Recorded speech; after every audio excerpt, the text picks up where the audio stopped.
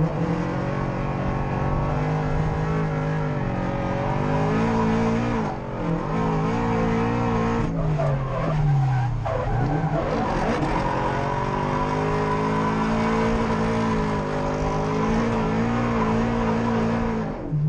today we're at Vic Drift Round 1, first comp round for the year in the Torque Drift BRZ. Don't know how we'll go, but we'll go out for practice and have some fun and do some skids, and yeah, it'll be sick. I'll have the GoPro on, we'll chuck some footage together. Yeah, alright, cool.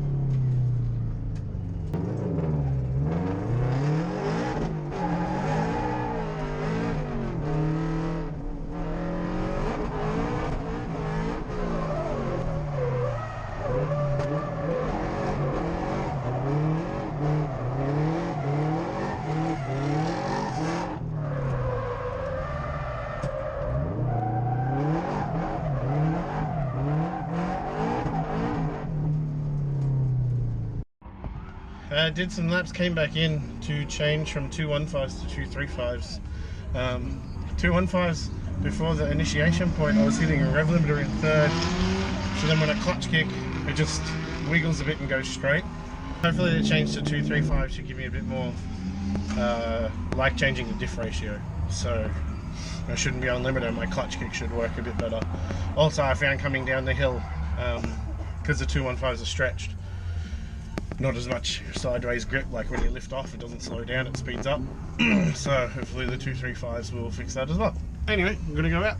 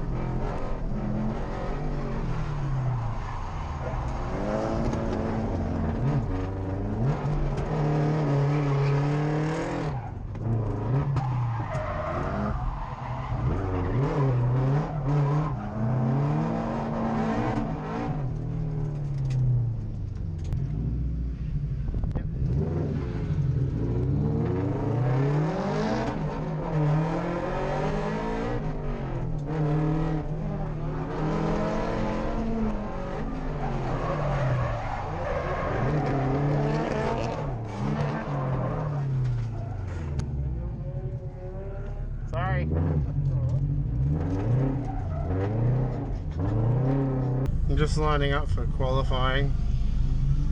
After my little off there in the last bit, we came back in and checked everything and noticed that I've actually slightly bent the offset rack spacer, but we don't have a spare, so we're just going to wing it and go for it. See how it turns out. But yeah, 2 qualifying runs. First one we're just going to go do a nice run, what I've been doing all day, keep it simple, and then the second one we'll push a bit harder, try for some better transitions and stuff, and see if we can bump up the order a bit.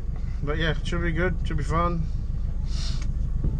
Yeah, I'm ready to go.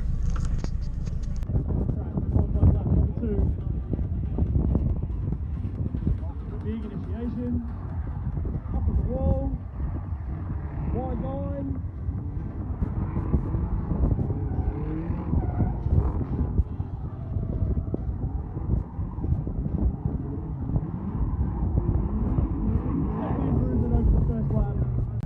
Qualifying didn't go as good as I'd like. Qualified 26th, which, I don't know, I watch back my run and I can see a lot of improvement, but it sucks a bit. But it is what it is. Now I got a battle. Battling Nathan Greenhill from SA in a black 32. I think it's his street car or something, but yeah, it should be sick. He's doing killer runs all day, so I should be able to just push straight up on him and then make him have to work in the chase run to get the win. But hopefully we'll give it a go, see how we go. We'll have fun no matter what, so it's all good. And then later maybe expression sessions, so cool.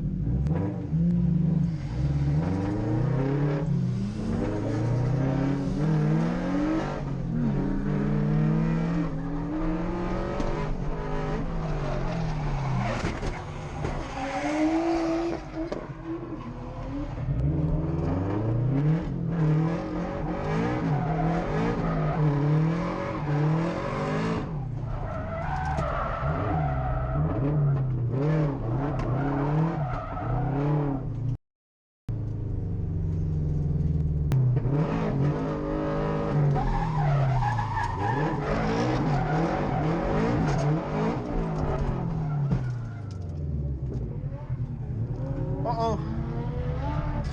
Uh-oh. Uh-oh.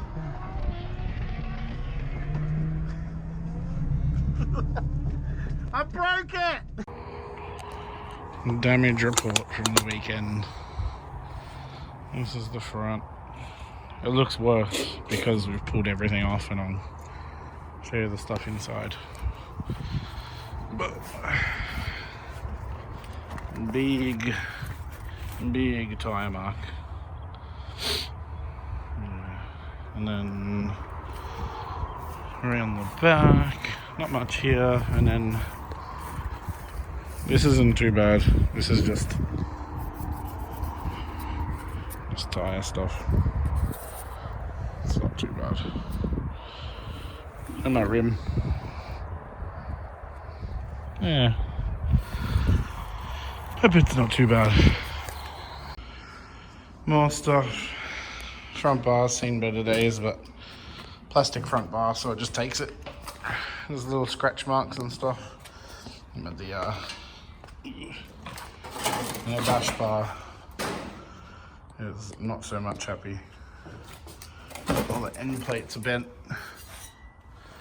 Yeah, but that's what they're meant to do, and it's folded down here, which is what it's meant to do. So it actually took the impact really well and did what it was meant to do. It moved across and took the impact, and the rails are all fine. Just the headlights are dead, so we'll work with that.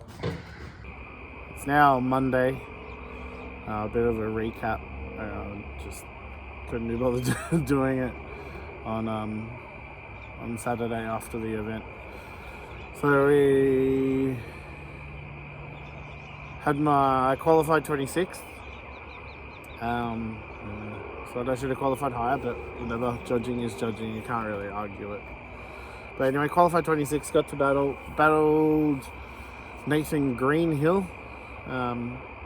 He's really good driver from SA. Driving in an R32.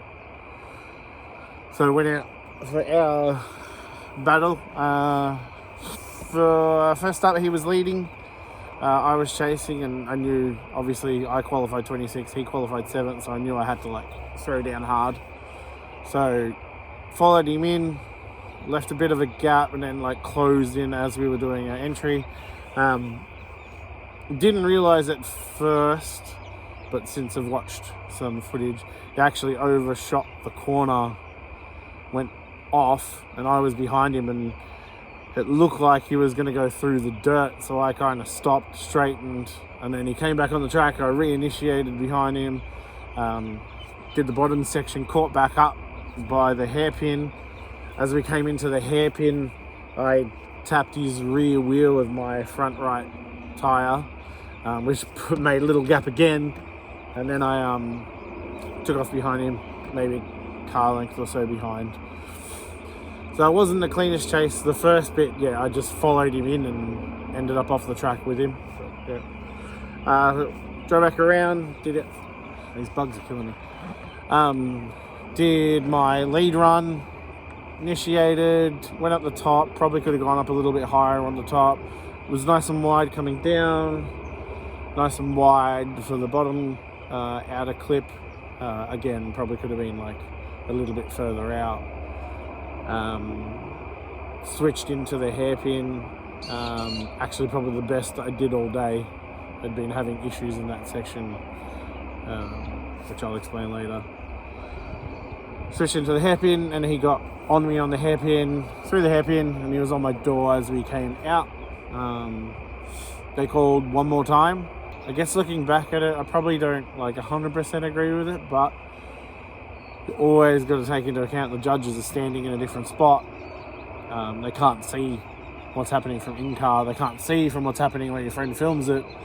They're looking at it from their angle. They make their opinion, whether you agree with it or not. It's part of the judge sport. You just got to deal with it. So one more time, good. At least we get to try again, so that's cool. Went out for one more time. I was a little bit too pumped up, a little bit full aggro mode. Went around again, same Nathan led first. I chased and I went, well, I need to be closer this time. So took off with him again. He initiated and I threw it to go on to his, or as close to his door as possible, as we came into at the top of the bank. And he was slower than the last run. And after I threw, I realised that. smashed the brakes, was on the brakes, like pushing my foot to the floor as hard as I could. Couldn't pull up, smacked into the side of him. Side of the car hit his front right wheel. Basically shot him off the track. I stopped, drove back around. He called his 5 minutes.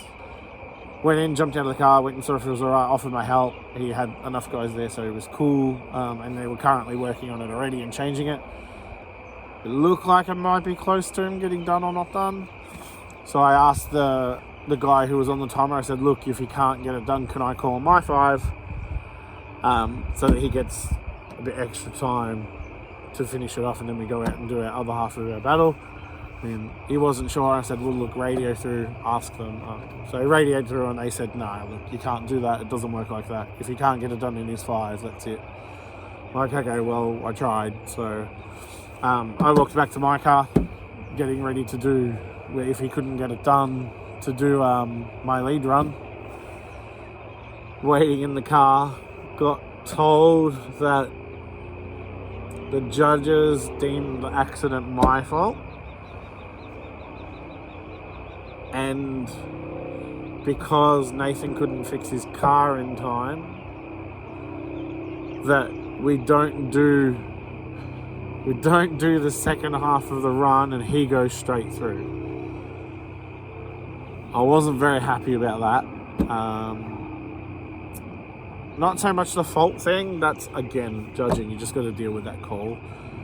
The 5 minute thing and then him just going straight through and there being no second half to the run, that's not happened before, and it's not written in our rule book anywhere or our sup regs or anything. So I was pretty angry, so I decided to go have a chat to the judges. Went up there and just waited quietly and then spoke to them when they had time to talk. And said, look, you've made your call, etc. about fault, that's fine. But this 5 minute thing, it's not written down in the rules anywhere, so that's not how, it's not how it is. Normally it's if you can't make it, the other person does the other run. So essentially, let's say my fault for the first run, so 10-0 to Nathan. Nathan can't make it to the second run, so it's 10-0 to me, which then would be even, which then would be another one more time. And if he can't make it to the line for the one more time, then knocked out. That's the way I thought it should be. Because I'd calmed down by the time I got to the judges, because I spoke to them now that they were talking to me, and they went through the rule book, and like, there's literally nothing in the Vic Drift rules about the 5 minutes at all. So I'm like, all right, well, look, it's already passed. You've already given him his other battle. We can't do anything, but what we need to do is fix this because there's clearly a problem for the next event. Which obviously they agreed. I go, whatever you decide, like if you decide that's how the 5 minute thing works, you just need to get it written down. And they're like, yeah, cool. And then I said, look, just on the judging call, I feel like he slowed dramatically in front of me and I couldn't stop. I go, so we might need to think of a way that you can like see that better. I go, because it's easy for me to see from in the car, but it might be from where they were sitting, it might be really hard for them to tell. So like maybe we need to look at, I've got high mount stoplights on here on the front, so if I hit the brakes you can tell. Maybe we need to make that a rule in Vic Drift that everybody has them, so it's a bit easier for them. But yeah, so basically sucked a little bit, but you know, it is what it is. Drifting's drifting, you just got to move on. Yeah, I want to work with them to help make sure my disagreement doesn't happen again, because 5 minute rule should just be like procedural type thing. There's no like grey area for 5 minute. It's okay, if it's you get hit and it's not your fault, this should happen. If you get hit and it is your fault, this should happen. And if you can't fix it in time, this should happen, etc. And it should just follow on like just a simple procedure. So that needs to be sorted. And yeah, I've offered my help for that, so I'm happy to work with them. And yeah, whatever they decide it is, it's fine. But yeah, it needs to be written down so that if it happens again, they can come up and someone goes, oh, I don't agree with that. And you go, well, it's here. It's written down. We're just doing what it says. And you'll just kind of walk away and go, oh, my bad for not reading it. Like, yeah. So, yeah, after that, though, I went out in an expression session because I'm like, well, may as well just go have some fun. Did 2 laps. Some guys were down the opposite end of the track where we were allowed to drift, like tapping the wall. And I'm like, all right, let's throw one near the wall. So I threw it out near the wall, hit the bump going up. Turns out I bent the rack spacer. It got hooked onto the LCA bolt and locked up the steering, and I couldn't turn. So the car went around sideways and then started going up straight at the wall. I was going a bit fast, obviously. Slammed on the brakes. It just locked up and slid straight into the wall. Not much I could do. So yeah, damage. Both headlights are done. Like, they're cracked and broken. So I have to get new headlights. It's a little bit bent in front Rio. Not much. We'll just be able to pull it out. Gaps are a little bit poo now. So we'll fix them. A little bit of a dent here. We'll fix that. Bash bar's bent, but everything else is good. Like, the bash bar did its job. It folded, it bent, it protected the intercooler, the radiator, everything. Not one other thing has damage on it. So that was perfect. The front bar, being plastic, just bent and bent back. So that's good. Sunday, I went and picked up headlights already. So they're sorted. I'm waiting to hear from Part Shop Max about how I can get an offset rack spacer to Australia while all the coronavirus stuff's going on. It's just probably going to take some time, but we've got an event in the middle of April, which is, I think it's 4 weeks away. So hopefully we can get something sorted. Sometimes they have stock in New Zealand, but I don't know. They don't even list the offset rack spacers for an 86 BRZ individually on the website, so I've got to find out how to order them. They're only in the kit, so. But yeah, already got parts. We'll fix it. We'll definitely throw the Fortune Auto coilovers in this thing, because I think the front is too low and I keep bottoming out the shock.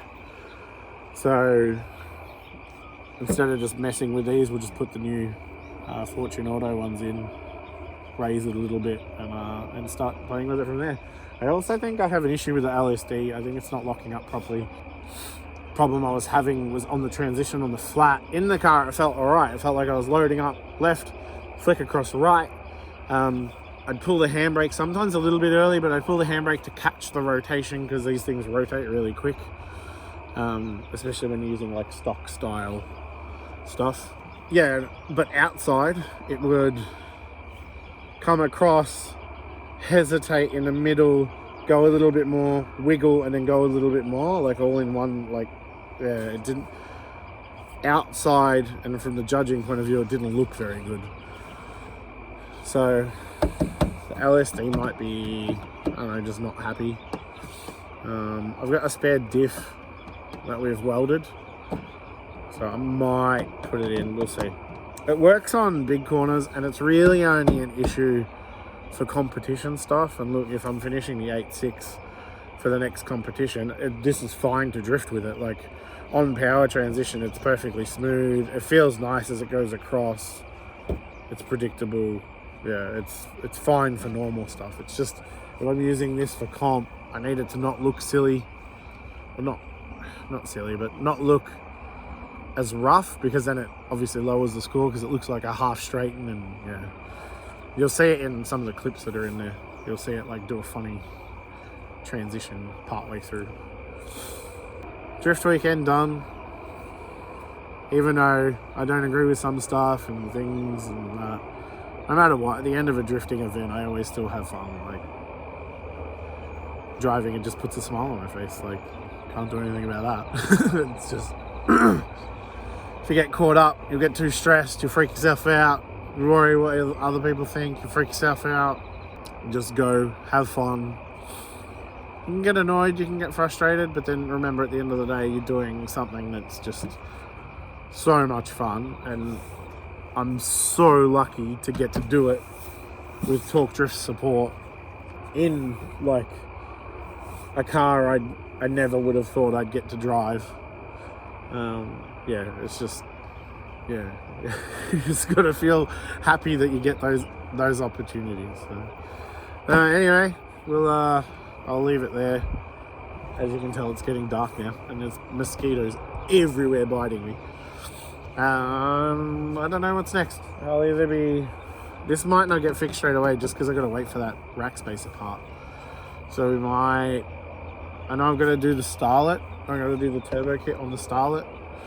And obviously I have to finish the 8.6. So it'll be one of those two. And then this guy. So yeah. Alright. Well, I'll catch you next time. See ya.